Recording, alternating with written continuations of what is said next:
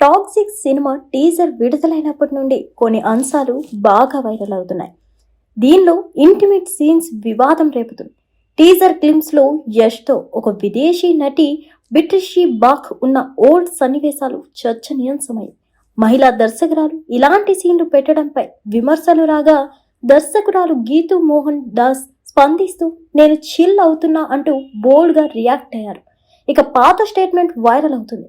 గతంలో యష్ నేను నా తల్లిదండ్రులతో కలిసి చూడలేని సినిమాలు చేయను అని చెప్పారు. ఇప్పుడు ఈ సినిమాలో బోల్డ్ సీన్స్ ఉండడంతో నేటిజన్లు ఆ పాత మాటను గుర్తు చేస్తూ ట్రోల్ చేస్తున్నారు. ఇక షూటింగ్ వివాదం చూసుకున్నట్లయితే బెంగళూరులోని హెచ్ఎంటి భూముల్లో సినిమా సెట్ కోసం వందలాది చెట్లను అక్రమంగా నరికేశారని కర్ణాటక అటవీ శాఖ మంత్రి ఆరోపించారు. దీనిపై విచారణ కూడా జరిగింది. ఇక రిలీజ్ డేట్ చూసుకున్నట్లయితే ఈ సినిమా మార్చి 19, 2026న విడుదల కానుంది. ఇక దర్శకత్వం అయితే గీతూ మోహన్ దాస్ ఈ చిత్రానికి దర్శకత్వం వహిస్తున్నారు. ఇది ఒక గ్యాంగ్స్టర్ డ్రామా మూవీ.